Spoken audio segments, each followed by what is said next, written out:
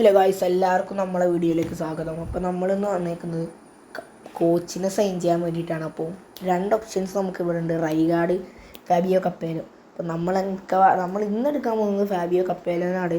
അപ്പോൾ ഒത്തിരി കൂടി ബെസ്റ്റായിട്ട് വരും. റൈഗാർഡ് എടുക്കണോ ഫാബിയോ കപ്പേലോനെ എടുക്കണോ എന്നുള്ള എല്ലാവർക്കും സംശയം ഉണ്ടാവും. റൈഗാർഡ് ആകുമ്പോൾ ഡിഫൻസ് പൊട്ടും, ചെറിയൊരു പ്രശ്നമുണ്ട്. അപ്പോൾ ഞാനും കിക്ക് കൗണ്ടർ യൂസ് ചെയ്യുന്നൊരു ആളാണ്. അപ്പോൾ എന്നാലും ലോങ് ബോൾ കൗണ്ടറിലേക്ക് പെട്ടെന്ന് മാറുമ്പോൾ ആൾക്കാർക്ക് സ്വാഭാവികമായിട്ടും കുറച്ച് ഇതൊക്കെ പാടൊക്കെ ഉണ്ടാവും.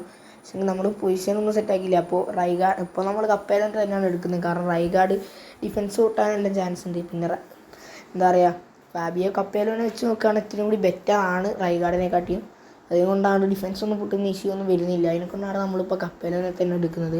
അപ്പോൾ എൻ്റെ നിലവിൽ നിങ്ങൾക്ക് കാണാൻ പറ്റും, ഇവിടെ ലെംബാർഡാണ്, കിക്ക് കൗണ്ടറാണ്, മാനേജർ സിംഗിൾ ബൂസ്റ്ററാണ്, ഇത് ഡബിൾ ബൂസ്റ്ററാണ്.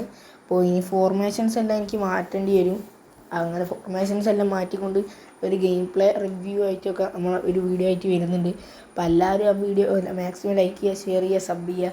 അപ്പോൾ മാക്സിമം ഈ ഫുട്ബോളിൻ്റെ എല്ലാ കണ്ടൻസും ഇതിൽ വരും. അപ്പം സബ് ചെയ്തിട്ടേക്കാം. അപ്പോൾ ബൈ.